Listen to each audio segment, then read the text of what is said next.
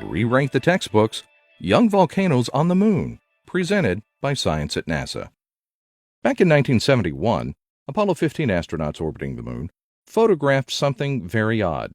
Researchers called it Ina, and it looked like the aftermath of a volcanic eruption. There's nothing odd about volcanoes on the Moon per se. Much of the Moon's ancient surface is covered with hardened lava. The main features of the Man in the Moon, in fact, are old basaltic flows deposited billions of years ago when the Moon was racked by violent eruptions. The strange thing about Ina was its age. Planetary scientists have long thought that lunar volcanism came to an end about 1 billion years ago, and little has changed since. Yet Ina looked remarkably fresh. For more than 30 years, Ina remained a mystery, a one-off oddity that no one could explain. Turns out the mystery is bigger than anyone imagined.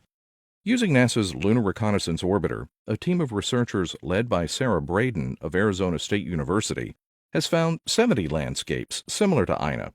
They call them irregular mare patches, or IMPs for short. Discovering new features on the lunar surface was thrilling, says Braden. We looked at hundreds of high-resolution images, and when I found a new IMP, it was always the highlight of my day. The irregular mare patches look so different than more common lunar features like impact craters, impact melt, and highlands material, she says. They really jump out at you. On the Moon, it is possible to estimate the age of a landscape by counting its craters.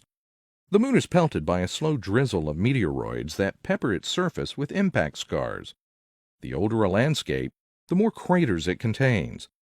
Some of the IMPs they found are very lightly cratered, suggesting they are no more than 100 million years old.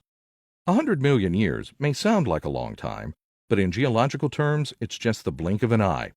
The volcanic craters LRO found may have been erupting during the Cretaceous period on Earth, the heyday of dinosaurs.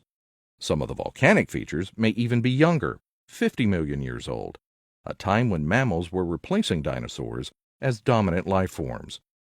This finding is the kind of science that is literally going to make geologists rewrite the textbooks about the Moon, says John Keller, LRO project scientist at the Goddard Space Flight Center.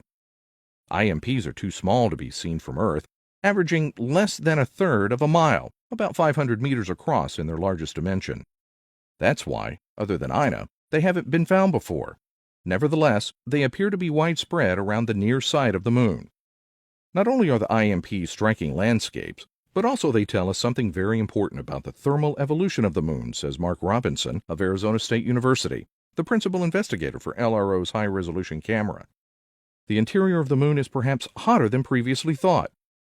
We know so little of the Moon, he continues.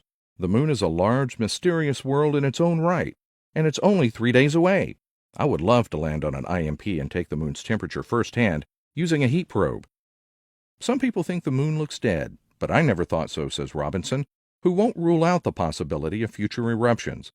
To me, it has always been an inviting place of magnificent beauty, a giant magnet in our sky drawing me towards it. Young volcanoes have only turned up the heat of the Moon's allure, says Robinson. Let's go. For more news about alien volcanoes, on the Moon and beyond, visit science.nasa.gov.